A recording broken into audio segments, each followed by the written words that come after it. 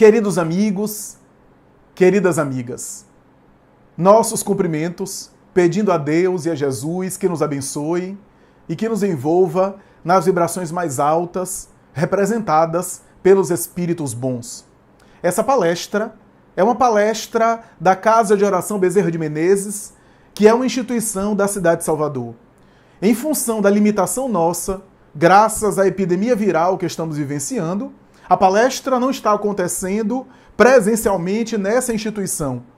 Estamos, portanto, transmitindo o conteúdo e será disponibilizada tanto pelo Raciocínios Espíritas, o canal que a gente trabalha, como também no canal da instituição abençoada e mencionada, a Cobem Play, que é o canal do YouTube dessa instituição. Portanto, o nosso tema estará sendo abordado em cima daquela programação que antecipadamente, inicialmente, a casa nos ofereceu. O Livro dos Espíritos, a sua estrutura didática, a primeira parte.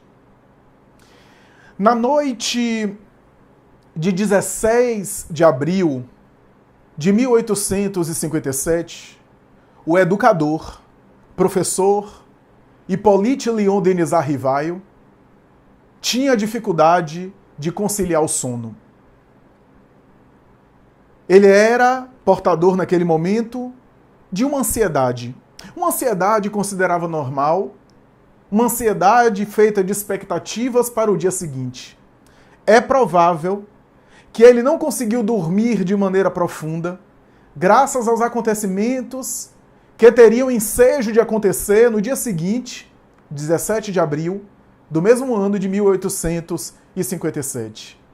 O professor Rivail, educador, homem de letras, conhecido da cultura internacional da época, não apenas pelos seus trabalhos de educação, porque era pedagogo, discípulo de Pestalozzi, mas também pelos seus trabalhos variados em inúmeros campos. Ergueu 2 institutos para educar as crianças e os jovens, respectivamente, nos métodos de Pestalozzi, do qual ele se fez discípulo. Mas também, ele se tornou um extraordinário professor de várias disciplinas. Apresentou uma tese de doutorado à Sociedade Científica de Arras, na qual ele ganhou um prêmio de distinção. Não apenas isso, ele era poliglota e traduziu inclusive algumas obras do francês para o alemão, especialmente obras de Fénelon. Fez o primeiro programa da Universidade de Sorbonne. E não apenas isso, elaborou uma gramática de conjugação dos verbos irregulares da língua francesa, considerados os mais difíceis de regulação dos verbos entre os verbos das línguas neolatinas. O professor Rivail, homem de ciência e de cultura, educador notável, que tinha uma cultura bastante erudita e que tinha um trabalho muito especial, notadamente na área da educação, recordava-se de todos os lances da sua vida naquele instante. Madrugada do dia 16 de abril de 1857 para 17 de abril do mesmo ano. Ele passava em memória os seus lances, os seus desafios como educador, como intelectual, e mais tarde, quando ouviu falar nos primeiros fenômenos das mesas girantes, chamados em Paris les tables tournantes, as mesas girantes e falantes, fenômenos insólitos, fenômenos algo especial que chamava a atenção e que explodiam aqui para acolá, que começou tecnicamente, pelo menos do ponto de vista mais coletivo, a partir de março de 1848, quando, em Nova York, em Hydesville, fenômenos começam a explodir para lá e para cá, chamando a atenção e convidando as pessoas a elaborar as mais variadas teorias, exigindo que teóricos e estudiosos se debrucem sobre o assunto. E as teorias mais variadas foram realmente levantadas, desde fenômenos em que a gravidade e a eletricidade deveria desempenhar algum papel, já que a eletricidade estava recentemente descoberta e identificada, ainda não se sabia direito qual era o raio de ação da eletricidade, podendo imaginar os homens que a eletricidade poderia mover objetos daquela forma, ou então fraude, prestidigitação, estralar de determinados músculos, as teorias eram as mais variadas, mas não davam conta do fenômeno de maneira completa. A verdade é aqueles fenômenos especiais que chamavam atenção e que geravam quase sempre o divertimento das pessoas, sem a preocupação grave de penetrar no mecanismo daquele acontecimento, sem o interesse de procurar entender o que é que estava por detrás daquela ocorrência. A verdade é que o professor Rivaio lembra-se daqueles acontecimentos que tomaram conta de Paris, a capital intelectual do mundo, a cidade-luz, aquele local onde as ideias floresciam e onde a elite intelectual do mundo se reunia ali. Os grandes pensadores ali estavam em Paris. As ideias floresciam em Paris e se espraiavam pelo resto do mundo. O professor Rivaio lembra-se dessas ocorrências. Lembra-se de ter ouvido falar nesse fenômeno ao qual, a princípio, ele não deu muita importância, o fenômeno das mesas girantes. Para ele, aquele fenômeno era alguma coisa estranha à sua área de atuação.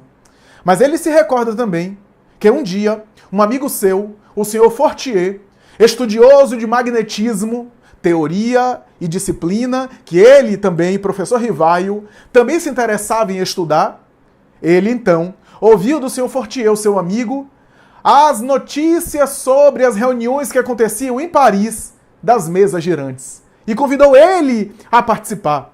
A princípio, le professeur Rivaio havia respondido que não se interessava e que, naturalmente, aquelas ocorrências deveriam ter alguma explicação material. Mas o senhor Fortier insistiu dizendo que as mesas e as cadeiras se balançavam com barulhos, com movimentos, e através de um código especial, através do estabelecimento de uma tipologia, a partir da qual se estabelecia uma forma de se comunicar. Por exemplo, uma batida, a letra A, duas batidas correspondendo à letra B, e assim sucessivamente.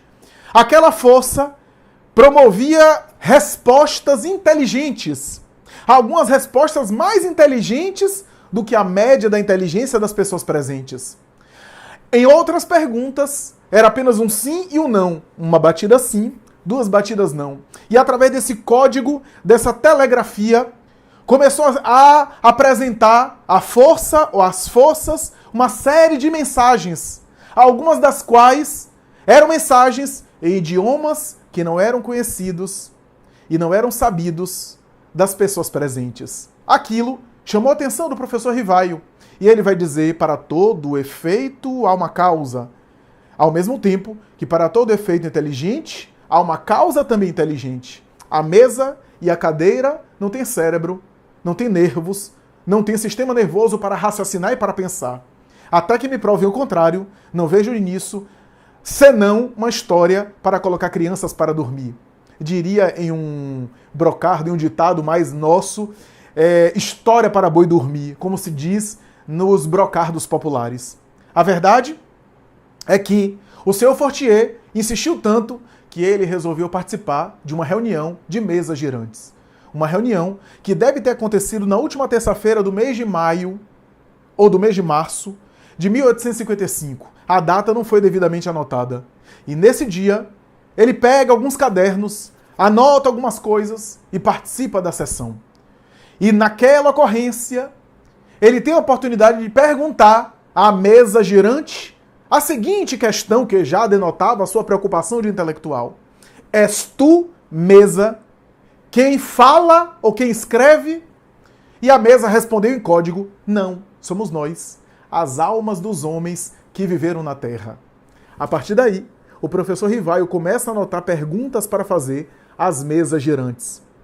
Vai ser convidado a participar de um sarau famoso que acontecia em Paris, de mesa girante. Um sarau que era dado por uma mulher que tinha certo destaque na cultura parisiense, a senhora Pleine-Maison, que recebia pessoas famosas como Honoré de Balzac, Victor Hugo, o próprio Napoleão III, imperador da França, e tantos outros, ali se aportavam na sua casa para participar de saraus, e entre esses saraus, os saraus também das mesas girantes. O professor Rivaio levou uma série de cadernos e começa a anotar e começa a fazer perguntas. Logo percebeu que a presença de determinadas pessoas na reunião com as suas mãos erguidas, fazia toda a diferença para que a mesa se erguesse, se movimentasse ou não, parecendo que aquelas pessoas eram dotadas da força que fazia a mesa mover. Mas a verdade é que na maioria das vezes eram meninas de 14, 15, 16 anos, que quando retiradas do ambiente, o fenômeno não acontecia. Não eram as meninas, ele concluiria mais tarde, não eram as meninas portadoras da própria força, mas davam uma parte do combustível para que a verdadeira força pudesse utilizar da mesa e se comunicar. Elas eram dotadas de sensibilidade para tanto. Sensibilidade essas que era utilizada para a conexão e para as manifestações. Ele percebeu que aquelas meninas não podiam ter aqueles conhecimentos intelectuais que a mesa produzia. E a partir daí, começa a fazer um estudo sistemático em modelo de entrevista com aquela mesa. Mais tarde, ele percebe que o fenômeno pode evoluir, a partir do qual, ou a partir de cuja evolução, a mensagem chegava com mais velocidade, com mais rapidez e com mais fluidez.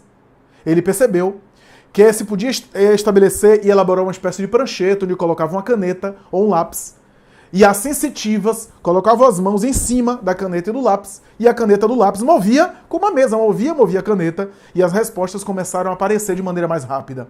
Mais tarde ele percebeu que seja a prancheta americana, seja o Ouija, poderiam ser substituídos pela própria sensitiva, porque a força que ela doava, a energia que ela oferecia para a movimentação de objetos, era a mesma energia que poderia ser exteriorizada a fim de que movesse não o objeto, não a mesa, ou não a caneta, o lápis, mas movesse o próprio braço delas, que de maneira mecânica escreveria sob a atuação dessa força estranha. O professor Rivaio, portanto, começa a acompanhar a evolução do fenômeno na casa da senhora Plené-Maison, conhecendo aquelas sensitivas que mais tarde passariam a ser chamadas de médiums. O termo médium em latim, aquele que está no meio. O fenômeno evolui e passa, portanto, ele a adotar o estilo da escrita indireta, também chamada psicografia, através da qual a mesma energia, repito, que era utilizada pelo sensitivo para mover objetos, era utilizada para mover a própria mão. E a mão, de maneira automática, movia para escrever com mais facilidade. Foi assim que, a partir daquelas comunicações e daquela entrevista fantástica que ele fazia, com perguntas graves e profundas que ninguém havia feito assim nas reuniões de mesas girantes, conhecendo sensitivas como Ruth Céline Jaffé, como Julie e Caroline Baudin, como Hermance Diffot e outras médiums que ele utilizaria mais tarde para compilar o trabalho que era fruto dessas entrevistas, ele então percebeu que uma nova ordem de ideias, uma nova coletânea de conceitos estava chegando à humanidade a partir daquele contato, daquela comunicação. E o fenômeno era apenas a moldura, mas a filosofia e a quantidade de conhecimentos que chegava era o quadro diante da moldura. Ele percebeu então que uma nova lei da natureza poderia estar sendo revelada ali e estudada de maneira metódica. Lei essa que está presente na história da humanidade, que é a comunicação com o plano invisível, com o plano chamado também espiritual. E graças a isso, ele percebeu que todo aquele conjunto de ideias que ele fazia questão de reconhecer que não eram suas, porque algumas ideias que ele recebia contrariavam os seus próprios pensamentos e convicções.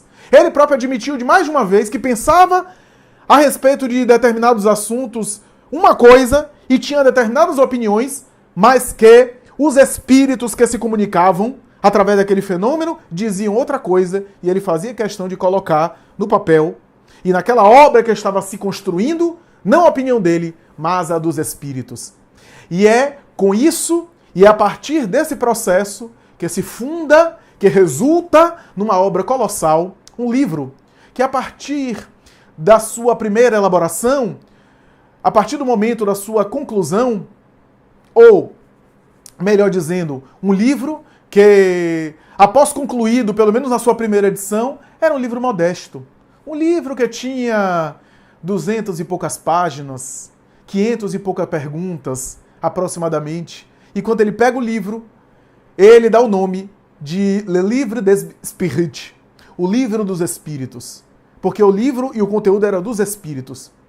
Cada pergunta daquela, ele consultou vários médiuns, vários espíritos diferentes, para que a resposta fosse não fruto da cabeça de um médium ou fruto da cabeça de um espírito, mas um consenso. Porque se aquelas forças que se comunicavam eram espíritos, o fato de ser espíritos não quer dizer que estão falando a verdade. Da mesma forma que a população humana é heterogênea, e tem gente muito sábia, inteligente, profunda, e gente ignorante, a população do mundo espiritual, que nada mais é do que os homens que viveram na Terra, que foram para lá após a morte, deve ser também heterogênea. E para ter uma noção do que realmente é a vida espiritual, era necessário ouvir os espíritos de maneira coletiva para ter uma ideia e estabelecer um consenso. O que é consenso e o que é opinião isolada? Foi assim que ele chegou a contactar mais de 1000 médiuns de diversos centros diferentes, não centro espírita nos moldes atuais, mas centros de fenômeno mediúnico, de mesa girante, que começaram a se estabelecer na época. E a partir daí, ele estabeleceu ali uma doutrina que surgia a partir daquele livro com o nome que ele deu, o Livro dos Espíritos. E quando estava concluindo o trabalho, um espírito chamado Zéfiro aparece a ele, através da médium Jafé, e diz em comunicação mediúnica: olá, tu não te lembras de mim, mas eu me recordo de ti. Na verdade, tu não lembras agora, mas temos uma amizade longínqua e profunda. Temos reencarnado ao longo dos séculos, quase que juntos, quase que próximos. Nós temos um vínculo profundo que vem desde o século II a.C., quando aqui mesmo, nessa região da França, onde era no passado as Gálias Lugdunenses, você era o meu líder religioso. Eras o líder religioso nosso, o sacerdote. Nós éramos discípulos teus, éramos druida, e você era sacerdote druida. Éramos vegetarianos, celibatários, amantes da paz, respeitosos com a natureza, acreditávamos no Deus da fraternidade, o Deus Dispater, pregávamos a paz, pregávamos a solidariedade, éramos reencarnacionistas, e teu nome, naquela oportunidade, era Allan Kardec. Nome druida que o professor Rivaio achou tão curioso que mais tarde ele coloca o autor da obra, o nome Allan Kardec. Porque, penso eu, que ele escolheu que a obra fosse interessante e fosse procurada pelo conteúdo. Porque como ele era um educador notável, um educador proeminente, se ele colocasse o seu nome de educador, como era conhecido, as pessoas iam ler a obra por causa da relevância, da credibilidade e da fama do seu nome. Mas como a obra não era sua, era dos espíritos, ele teve o pudor e a grandeza de colocar o nome Allan Kardec. E por incrível que pareça, o interesse dele era que ele ficasse anônimo e discreto. E por incrível que pareça, isso não aconteceu, porque ao longo dos tempos, o professor Rivaio, o educador, parece se ocultar e diminuir de destaque na cultura mundial. E, especialmente, curiosamente, o pseudônimo Allan Kardec passa a ser mais conhecido ainda, graças à obra e o conteúdo, a grandeza da obra. A obra O Livro dos Espíritos é uma obra extraordinária. Uma obra que é feita de perguntas e respostas. O Dr. Canuto de Abreu, na obra O Livro dos Espíritos e a sua tradição histórica, conta a história de que o professor Kardec, no dia 17 de abril de 1857, quando ele se levanta da sua casa e vai, primavera em Paris, brisa agradável, vento que soprava, perfume das flores que embelezavam a cultura parisiense, ele chega no coração de Paris, na Grande Ballier, na Galeria d'Orléans, ali no Palácio Royal, e chega, aproxima-se da chamada Livraria Danty, para esperar os primeiros livros que deveriam compor as prateleiras, que deveriam chegar às 11 horas da manhã.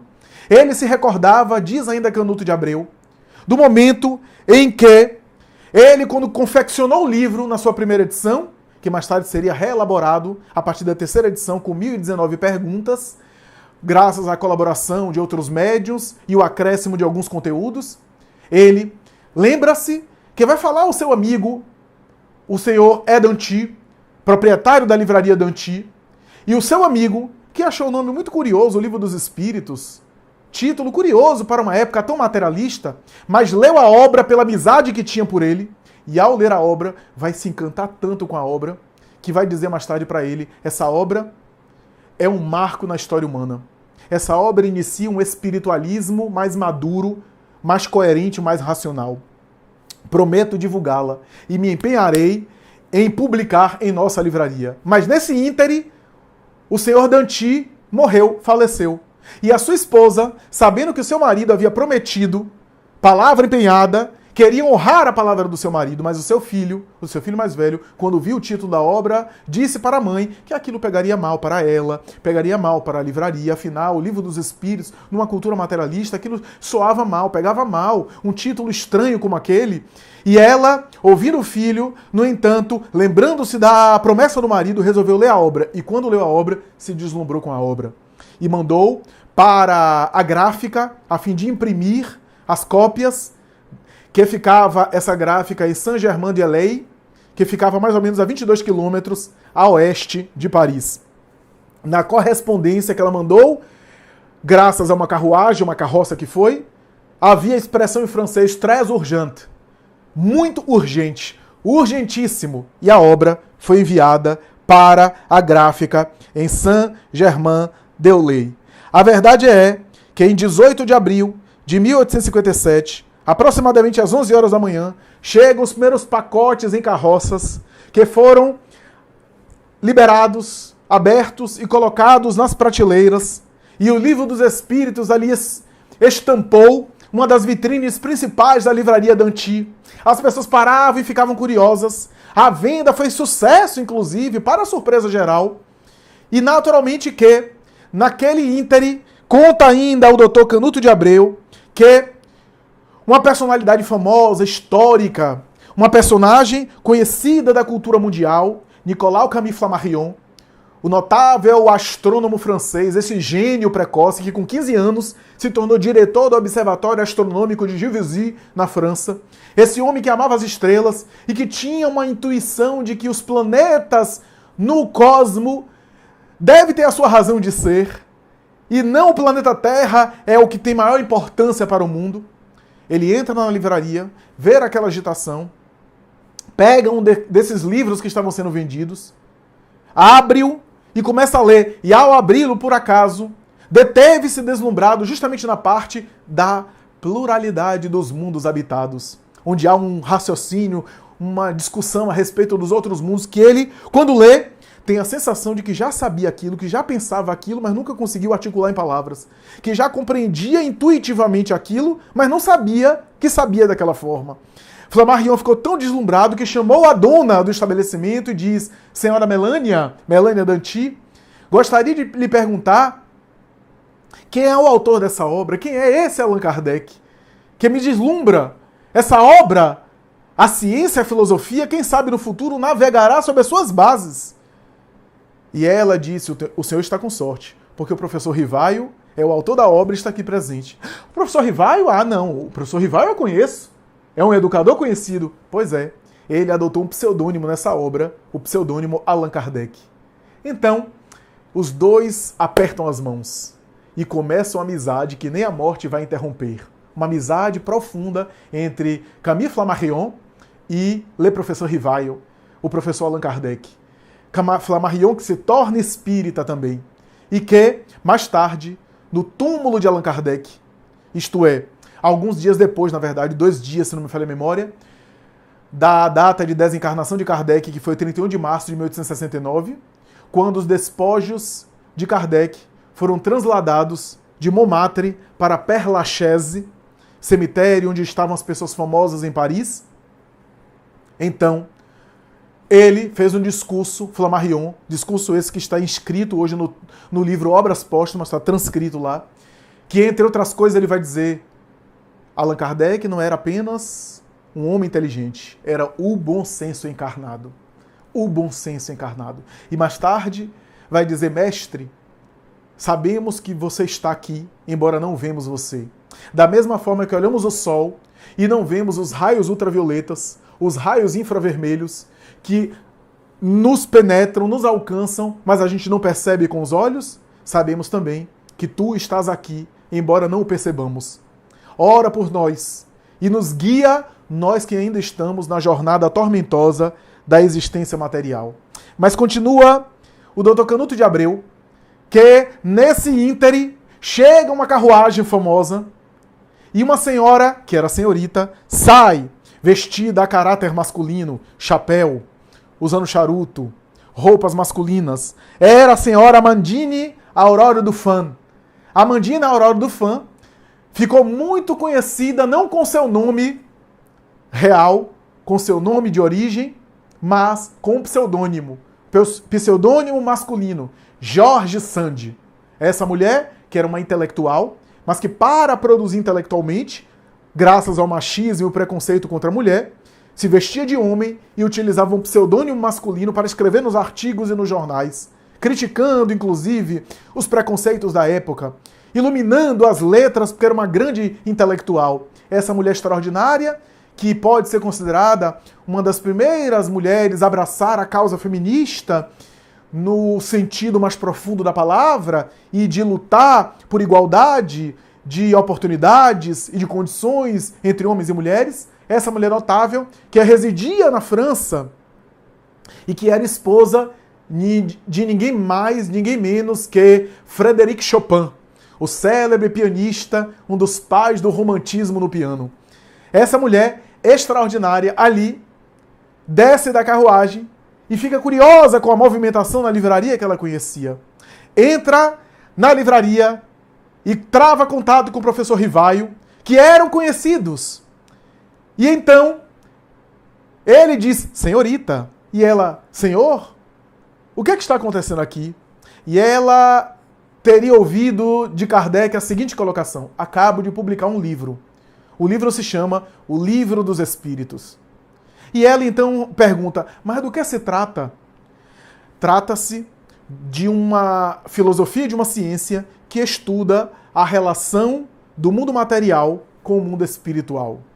Ela ficou pálida, levou a mão ao peito e começou a dizer, eu sei que isso é verdade. Porque às vezes escrevendo sozinha, em grandes meditações e reflexões para colocar no papel, eu tenho também sido objeto de comunicações com o além, com outro plano. Tenho sido objeto de inspiração e de aproximação de presenças que se aproximam de mim nesse momento. Eu sei disso. E agradeceria o Senhor que me enviasse por correspondência à minha residência, porque agora eu não estou indo para lá, uma obra dessa, um exemplar desse, porque eu faço questão de lê-lo. Faço questão de conhecê-lo. Aliás, me envie 2, um para mim e o outro para o meu amigo, que eu vou presenteá-lo, Victor Hugo, o pai do romantismo francês na literatura. Mais tarde, Victor Hugo torna-se espírita e vai receber, inclusive, através da mediunidade de Carlos Hugo, o seu filho, que se torna um médium psicógrafo mecânico extraordinário, várias mensagens espirituais, inclusive de sua filha que havia falecido num acidente trágico no mar, afogada. E também recebeu orientações espirituais notáveis do poeta Lord Byron, poeta britânico Lord Byron, que se comunicava com ele. A verdade é que Jorge Sand, mais tarde, leu a obra de Allan Kardec, mas vai evitar fazer qualquer comentário sobre ele e sobre o livro espírita. Por quê?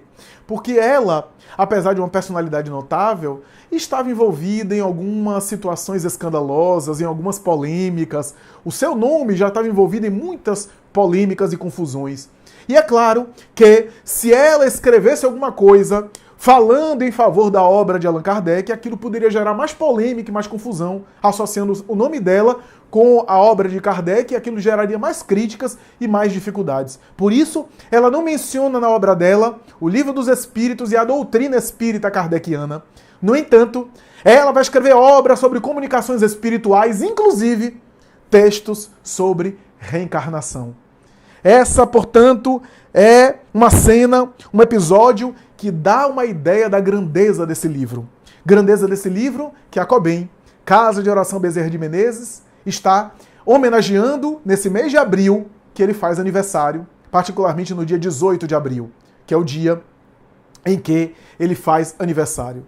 Toda essa cena aconteceu entre o 17 de abril, corrigindo, eu falei 16 de abril no início da palestra, 17 de abril, a madrugada de 17 de abril de 1857 para 18 de abril de 1857. E nesse dia 18 de abril de 1857, quando os primeiros livros chegam e o professor exultava, ele pôde observar o sucesso da obra e a qualidade do conteúdo, que teve uma grande ressonância na cultura francesa, não obstante o materialismo que graçava, que predominava naquela época. A verdade é que o Livro dos Espíritos é uma obra extraordinária. Uma obra que inaugura o edifício da doutrina espírita. Uma obra que é um bloco monolítico, onde está toda a doutrina espírita ali em germe, em semente. Porque no Livro dos Espíritos, por excelência, é a voz do mundo espiritual que é convocada por Allan Kardec nas perguntas para que se manifeste. Porque toda a obra é feita em diálogos extraordinários. As questões principais da humanidade são abordadas em O Livro dos Espíritos. A síntese da sabedoria universal está ali. Desde as questões magnas da antropologia ancestral, passando pela paleontologia, tocando em questões de magna importância da ética, da teologia, da teleologia, da religião, da filosofia de um modo geral. As grandes questões filosóficas estão ali abordadas. As questões que sempre inquietaram o espírito filosófico da humanidade, ali estão insertas, colocadas de maneira maravilhosa, de maneira admirável. A obra O Livro dos Espíritos apresenta a síntese da sabedoria universal, que passa por questões de psiquiatria e de psicologia, de química e de física, de ética e de espiritualidade, de psicologia e de tantas outras questões que são abordadas nessa obra magna para a humanidade. Obra essa que aborda as questões basais da filosofia. Quem sou eu? De onde eu vim? Para onde eu vou? E por que eu estou aqui? E qual a razão do sofrimento? Questões que sempre os filósofos abordaram, sempre deram enfoques nessas questões, e sempre enfoques que são enfoques específicos, particulares, que não contemplam tudo. Sempre recortes do entendimento dessas questões que são muito profundas. O Espiritismo, como doutrina codificada, como doutrina estruturada, aparece nesse momento. O Espiritismo pode ser considerado fundado a partir de 18 de abril de 1857. É por essa razão que a obra O Livro dos Espíritos é um divisor de águas, porque a partir do Livro dos Espíritos, como diz Leon Denis, surge o espiritualismo moderno, o espiritualismo coerente e raciocinado. Surge uma era nova para a humanidade que começava ali, jogadas as sementes, e que deveria frutificar no futuro, como ainda está frutificando, ainda está germinando em tempos atuais. A era, como diz Joana de Ângeles Espírito, a era do espírito imortal começava a partir daquele 18 de abril de 1857. A verdade é que o Livro dos Espíritos tem um método dialético. Sócrates, Platão, os grandes filósofos sempre estruturaram as suas teses filosóficas na base da dialética, isso é, do diálogo. O diálogo é a melhor forma pedagógica e filosófica para produzir aprendizado e para produzir grandes reflexões. É no diálogo que Sócrates apresenta a sua doutrina. É no diálogo que as grandes teses são apresentadas.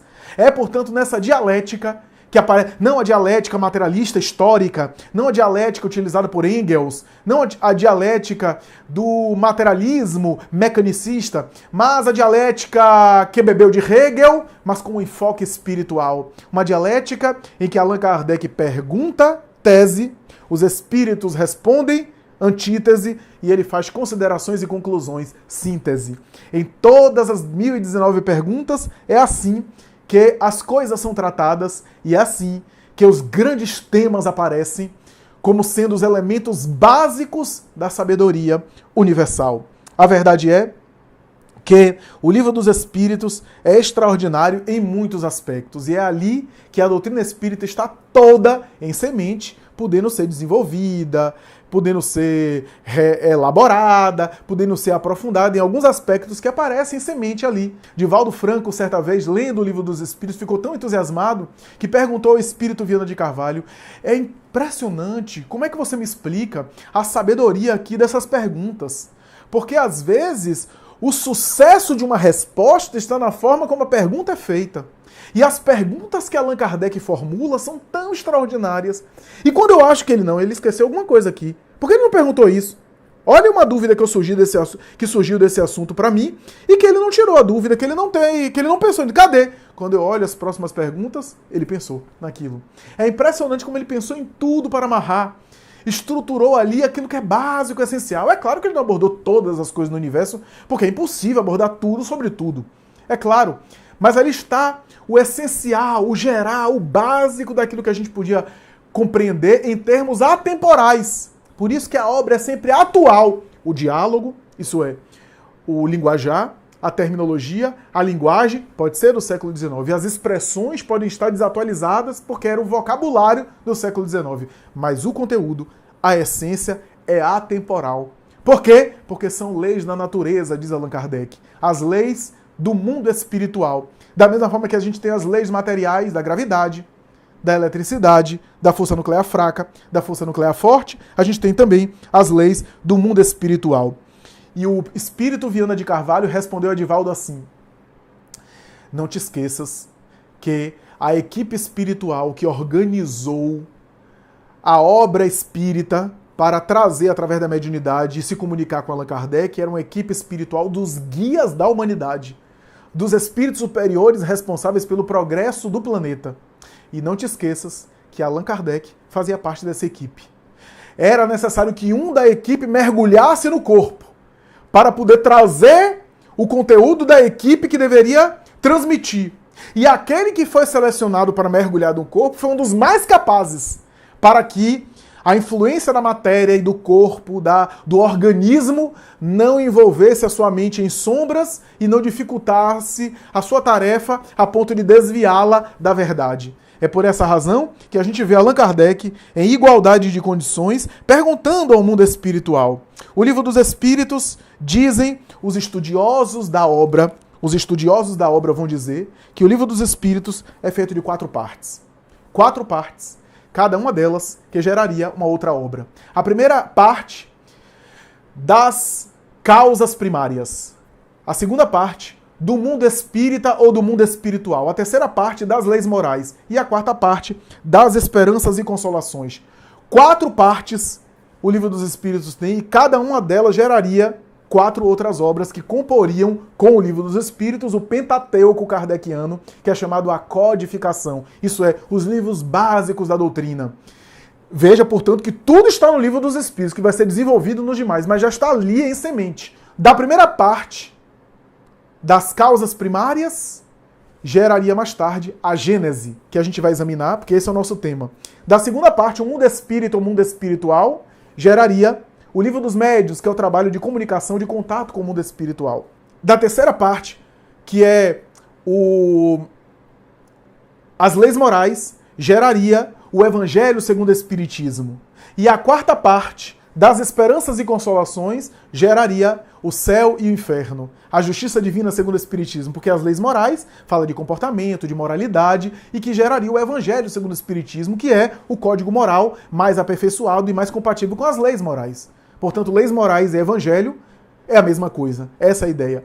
E da quarta parte, das esperanças e consolações, que fala sobre a vida futura, após a morte, como é que é, quais as consequências, céu, inferno, purgatório, justiça divina, compensações, geraria o céu e o inferno. A justiça divina segundo o Espiritismo. Portanto, são 4 partes que daria origem a 4 obras fundamentais. Mas o que eu gostaria de destacar aqui, e o professor Herculano Pires percebeu isso de maneira especial, foi ele que percebeu isso de maneira brilhante, 4 partes com 4 obras, mas também percebeu que das 2 partes introdutórias, introdução e prolegômenos, geraria outras 2 obras que não fazem parte da codificação, mas que também foram lançadas por Kardec, que são desenvolvimento dessas partes, que é o Principiante Espírita que saiu fruto da introdução do Livro dos Espíritos, e do Prolegômenos saiu o que é o Espiritismo.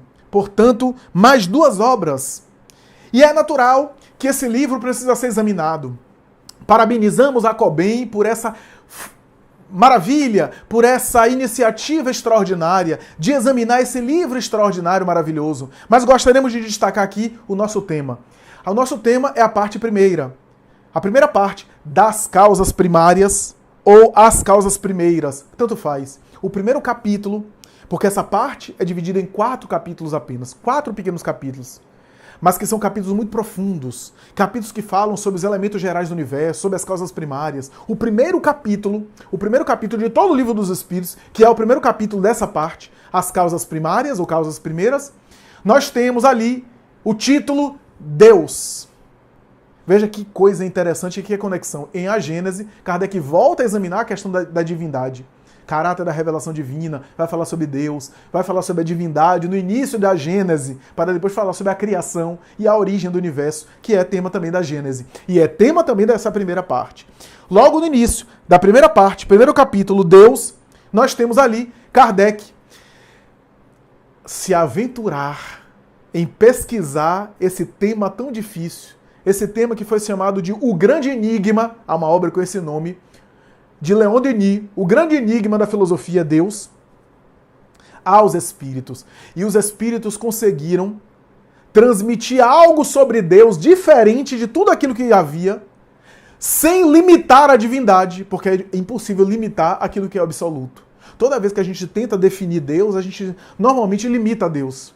Normalmente limita com as coisas nossas. A gente dizer que Deus é bom é uma tentativa humana. É uma experiência humana de adjetivar Deus com as nossas características. Mas Deus não é bom porque Deus criou a bondade. Então Deus está acima da própria bondade. Então é difícil da gente entender em termos conceituais, né?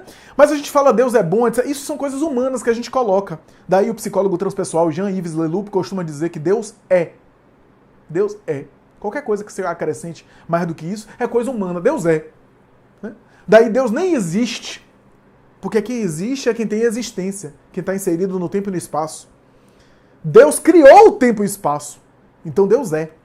Né? Mas os espíritos conseguem definir Deus a Allan Kardec sem limitar. É a questão número 1. Toda a história da humanidade sempre perguntou o que é Deus? O já está dizendo que é singular. Ou quem é Deus? E a expressão quem é uma expressão de homem, ser humano. Quem significa o ser humano o quê? O homem que? A pergunta foi feita de maneira correta pela primeira vez. Que é Deus? Pergunta primeira. E os espíritos dão a seguinte resposta. Inteligência suprema, causa primária de todas as coisas. Olha que definição que consegue explicar sem limitar. Uma definição fantástica que os espíritos dão. Allan Kardec, portanto, recebe essa informação. Recebe, portanto, essa orientação. E vai também dizer que nos atributos da divindade, que Deus é bom, que Deus é misericordioso, que Deus é imaterial, que Deus é todo-poderoso, e estabelece os atributos da divindade. Mas quando ele insiste com os espíritos disseram que não dá para ir adiante. Mais tarde, em A Gênese, ele vai desenvolver dizendo que esses atributos é que, pela lógica, sendo Deus o que é Deus, pela lógica, esses atributos não é o que Deus é, mas aquilo que Deus não pode deixar de ser ou de ter. Isso não explica a divindade, mas nos dá uma ideia daquilo que a gente pode, com o nosso raciocínio, chegar. Esses atributos é aquilo que o nosso raciocínio consegue alcançar. Do contrário, se Deus não tivesse isso, não seria Deus. Porque é incompatível com o conceito de Deus não ter esses atributos. O que não significa dizer que Deus é só aquilo, ou Deus é aquilo. Essa é a ideia, essa é a história que os espíritos abordam Allan Kardec. E é interessante que há uma história de Irmão X por Chico Xavier, que ele aborda a questão. Irmão X, Humberto de Campos Espírito, em uma das suas obras, vai narrar um capítulo de uma das obras de Chico Xavier. O título dessa mensagem se chama O Primeiro Capítulo, onde ele vai falar mais ou menos assim, que Allan Kardec estava elaborando e organizando as mensagens espirituais que havia recebido. E a grande inquietação e questão que ele tinha era como começar a obra. Como é que ele começava o livro? A partir de que contexto, de que conceito os espíritos estavam transmitindo tanta coisa? E ele meditou, refletiu e orou.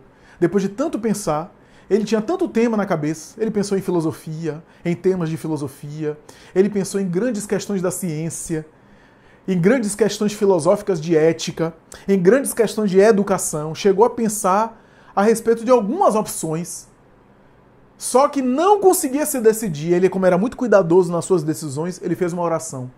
E nesse momento, diz Humberto de Campos, espírito, que o mundo espiritual superior, capitaneados pelo líder espiritual da equipe, o espírito de verdade, desce para visitá-lo e o envolve uma luz difícil de dimensionar. Ele é amparado por essa luz e ouve na acústica da alma, que chega nele por uma intuição, a seguinte comunicação: começa pelo começo, começa pela origem de tudo, começa por aquilo que tudo gerou, começa não por uma questão de ciência, mas nem uma questão de filosofia, começa por uma questão da fé.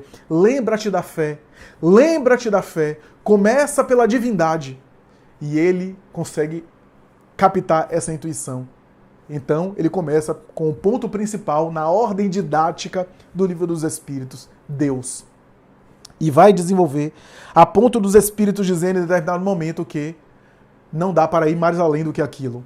Porque ir mais além é tentar explicar uma coisa que seria impossível de explicar. Porque falta ao homem uma faculdade, um sentido. E os Espíritos comparam o homem, o ser humano, a um cego de nascença.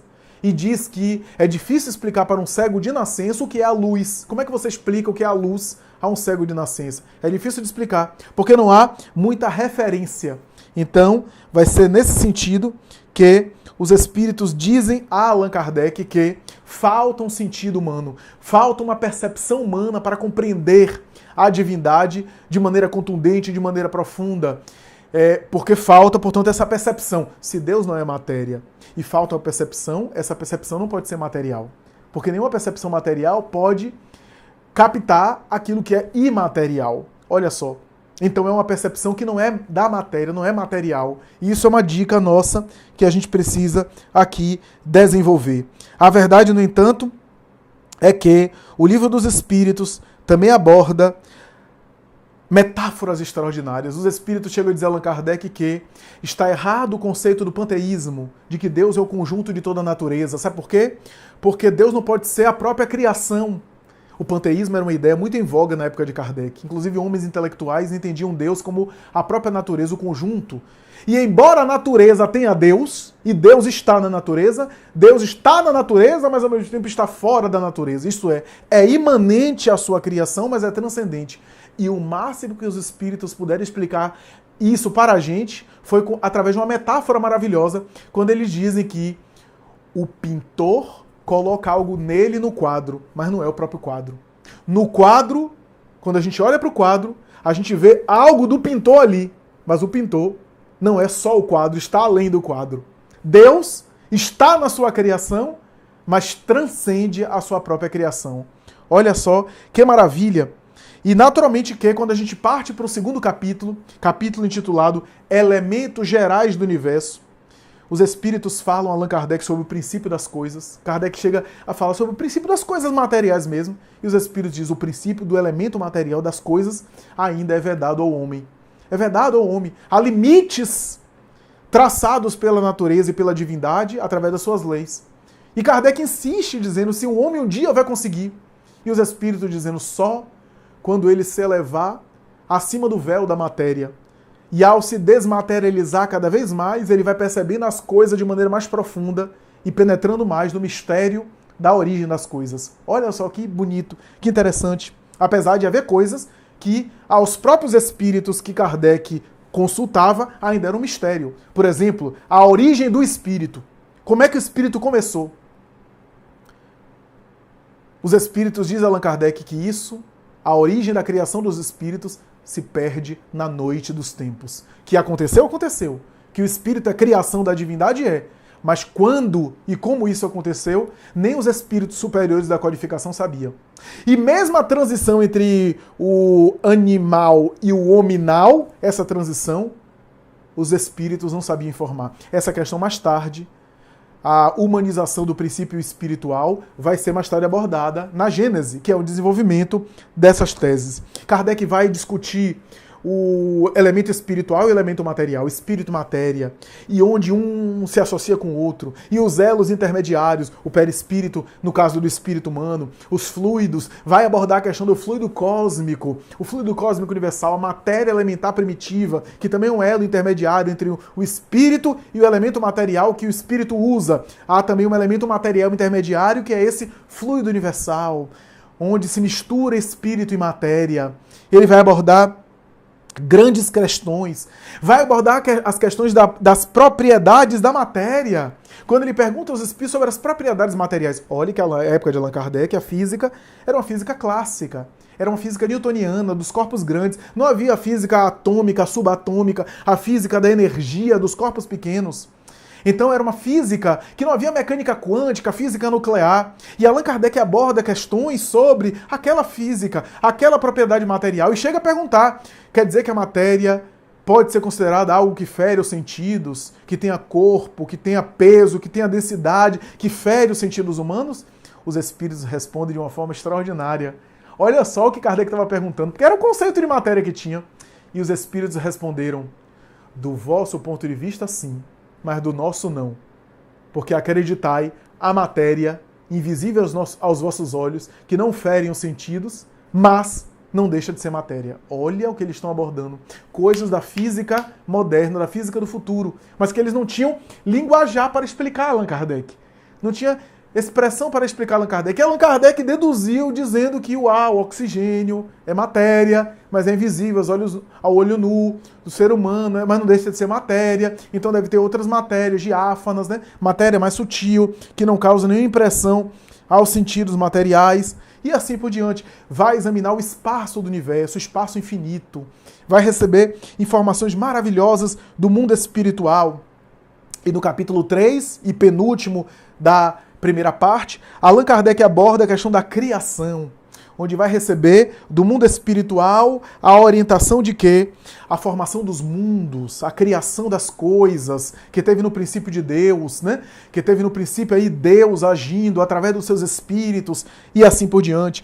Vai dizer que a formação dos mundos se deu seja por interferência espiritual, seja por uma série de complexos ali que nos escapam. Elementos, inclusive, astronômicos, né? Que a matéria dos planetas vão se formando, vão se solidificando, vão dar origem à formação dos mundos, né? Formação dos planetas, vai examinar a formação dos seres, onde vai estabelecer ali os espíritos, a ideia dos seres que se formam uns dos outros, que dão origem aí a seres e a organismos mais elaborados, e que, a partir daí, esses organismos começam a se multiplicar. Os espíritos estão falando em evolução.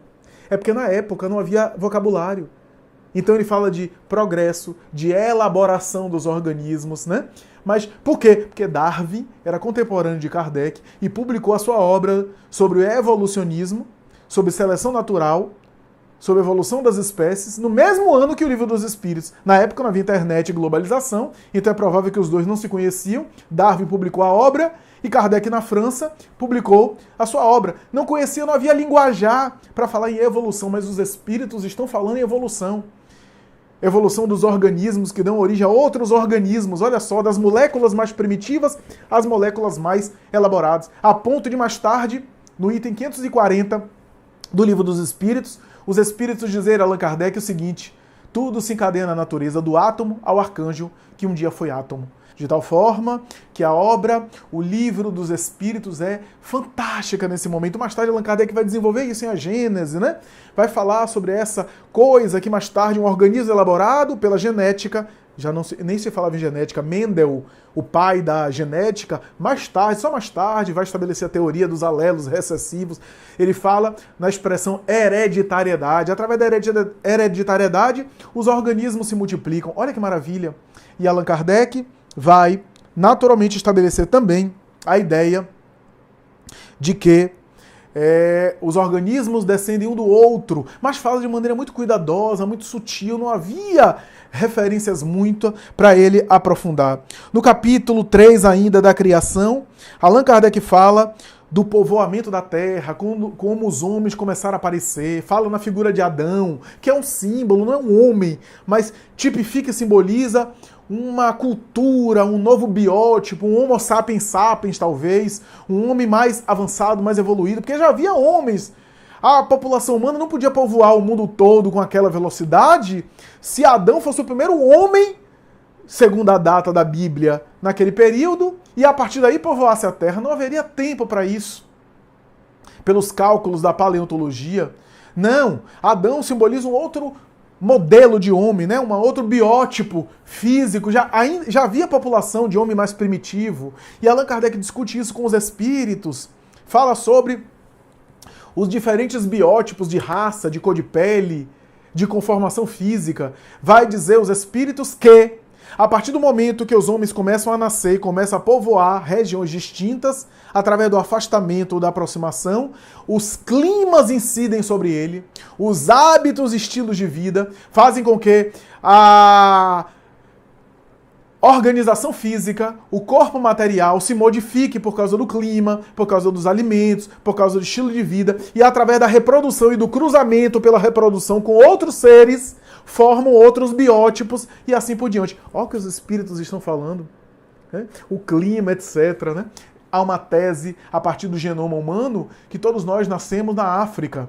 Né? Há, inclusive, um conceito em genética da evagenética. Né? A evagenética é o conceito das primeiras expressões humanas e que teriam saído da África e a partir da dispersão para locais onde a incidência solar não fosse tão intensa e através da hereditariedade nas próximas gerações, a pigmentação da pele, que é gerada pela melanina, graças também à incidência dos raios solares, geraria biótipos mais brancos, mais caucasianos, etc. Olha só, uma tese que a ciência mais contemporânea tem chegado à conclusão e que é abordado por Kardec em A Gênese, desdobramento dessa primeira parte, como hipótese sobre a origem do corpo humano e assim por diante. Que ele aborda isso, destruindo o racismo, a ideia do racismo. Porque se todos nós viemos do negro, segundo algumas teorias, e a partir daí foi diluindo por conta dos climas diferentes e do cruzamento genético, para que o racismo? Né? Qual é o sentido do racismo? Né? Não tem nenhum fundamento racional, não tem nenhuma razoabilidade. Olha só, Allan Kardec aborda, portanto, essas questões extraordinárias para culminar no último capítulo dessa primeira parte, chamado Princípio Vital, onde ele examina o fluido vital. O fluido era uma expressão muito comum dos livros de ciência. Quem lê os livros de ciência do século XIX vai ver os grandes autores de química, principalmente, falar em fluidos. É natural. E Kardec fala sobre o fluido ou princípio vital, que diferencia um ser orgânico de um ser inorgânico. Ele vai examinar esses seres orgânicos e inorgânicos, né? E vai até estabelecer uma coisa interessante, né? Que a química e a física fazem combinações maravilhosas do azopo, expressão antiga do nitrogênio, ao oxigênio, das grandes moléculas dos elementos mais básicos da cadeia periódica, da tabela periódica, até os elementos mais complexos. Mas, diz Allan Kardec, a ciência ainda não conseguiu pegar uma folha seca que não tem vida e dar vida a ela novamente. Pegar uma planta que morreu e colocar vitalidade nela e fazê-la, aspas, ressuscitar. Dando a ideia de que alguma coisa existe ali que está fora do controle material da ciência. Cuvier, Florence, os grandes anatomistas do século XIX diziam, cadê a alma? A gente disseca dezenas de cadáveres, abre os cadáveres e nunca encontramos a alma lá dentro. Olha só. E Leon Denis vai responder essa crítica dizendo, olhando um corpo cadaverizado, a gente tem a prova da existência da alma. Porque ao olhar para o cadáver, a gente percebe de onde ela saiu. Quer ter a prova da existência da alma? É só olhar para um corpo de onde ela acabou de sair. Alguma coisa de diferente fica no corpo depois que a alma sai. Dando a ideia de que aquele cadáver era vitalizado por uma coisa que deixou de animar aquela coisa e aí entrou no processo de cadaverização. Alguma coisa que existia ali, vitalizando, deixou de vitalizar. E então o corpo, cheio de vida, passou a ficar cadaverizado e estado de decomposição. Olha só, a maior prova da existência da alma é olhar um corpo do qual ela acabou de sair. Dizia, em outras palavras, Leon Denis nas suas obras. Então, o Livro dos Espíritos aborda essas questões maravilhosas.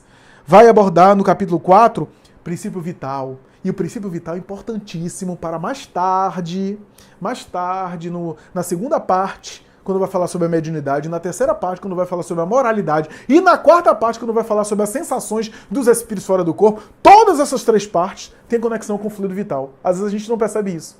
O fluido vital tem a ver com diferenciar vida e morte, porque o fluido vital é o combustível que mantém o funcionamento dos órgãos, né? E que faz com que o espírito ainda permaneça em condição de habitar aquele corpo, porque tem duas coisas, né?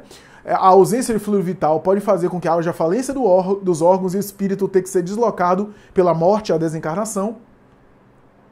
Ou então, o espírito pode desencarnar de maneira violenta, mesmo tendo fluido vital. Tem fluido vital, mas desencarna. Então, não é que o fluido vital é o único responsável pela vida, é uma combinação. Mas sem o fluido vital, o espírito não consegue continuar morando na casa de células, na casa corporal, na casa material. É a partir do fluido vital que Allan Kardec examina a questão da inteligência, do instinto, vai falar que nos organismos mais limitados em termos de repertório, mais simples do ponto de vista comportamental, do ponto de vista dos atributos, o instinto é a inteligência de Deus cuidando dos seus filhos. Quanto mais rudimentar e primitivo é o psiquismo daquele ser, mais o instinto toma conta dele. Porque o instinto é a inteligência divina cuidando dos seus seres. À medida que o ser vai evoluindo e que vai se tornando um organismo mais complexo e com atributos intelectuais, atributos físicos, atributos psíquicos, atributos morais, o instinto não deixa de existir, continua existindo, mas vai perdendo a sua força, não é tão predominante, porque outra natureza que Kardec vai falar, a natureza espiritual. A natureza espiritual já é uma elaboração moral que gera a transformação dos instintos. Tudo isso é possível por causa da primeira parte.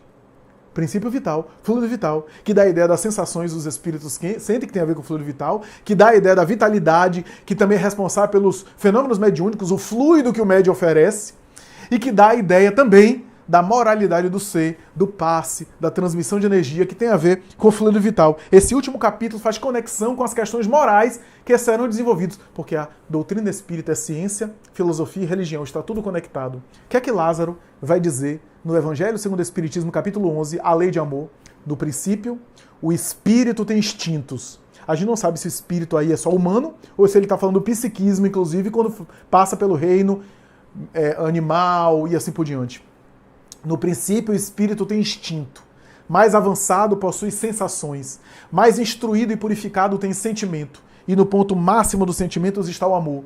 Não o amor no sentido vulgar da palavra, mas o amor no sentido elevado que Jesus enunciou. Olha só. Então os instintos não serão destruídos, serão transformados, serão melhor reelaborados. Continua ali. Eu continuo tendo instinto de sobrevivência, o instinto de conservação, mas vai sendo trabalhado. A natureza espiritual vai diminuindo a força e o papel dos instintos, porque enquanto eu era muito primitivo, o instinto tinha um papel maior sobre mim.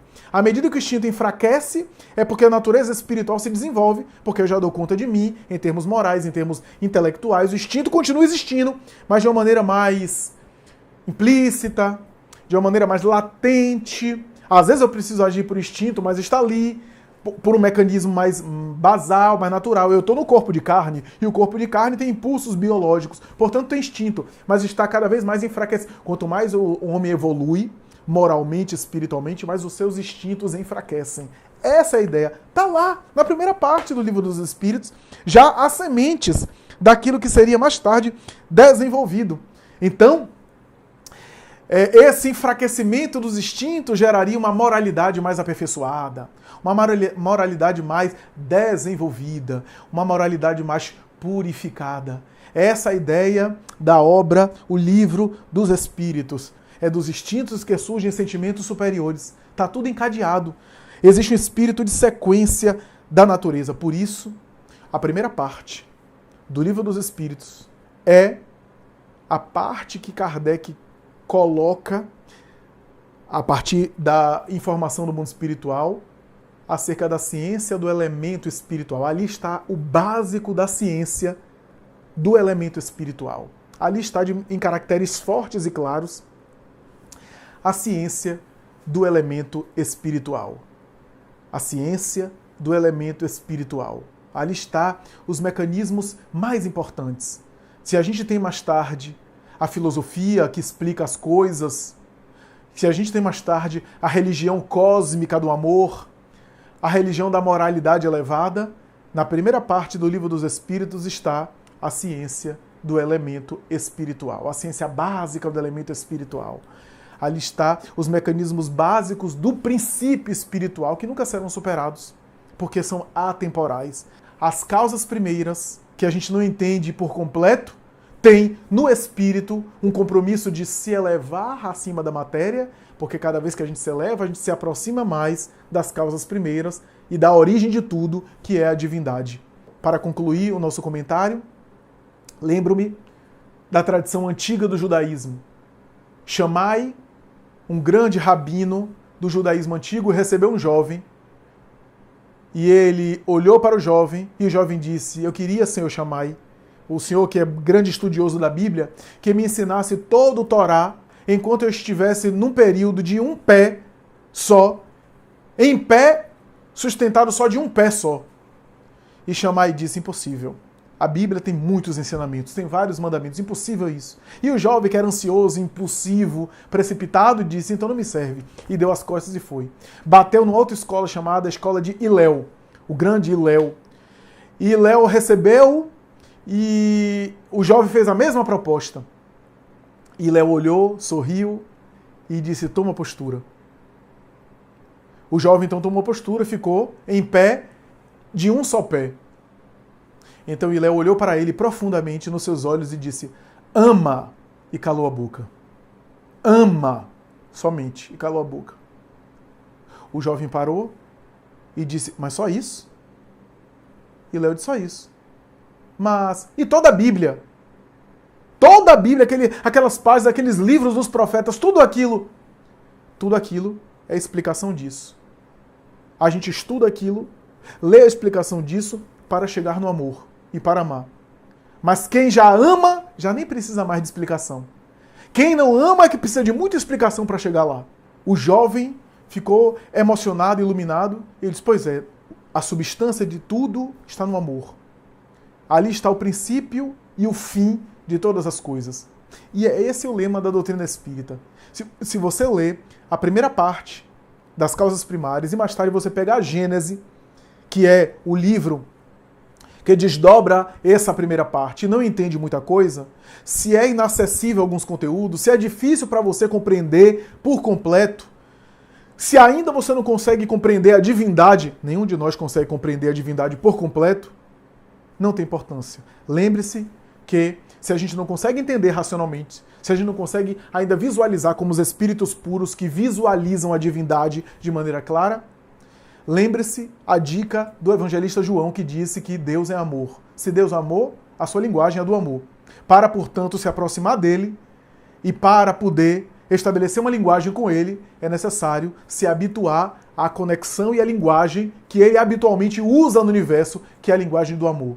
Ame, portanto, cultivemos o amor, produzamos o amor, fabriquemos o amor, e o amor vai acionar em nós a essência divina que nós temos.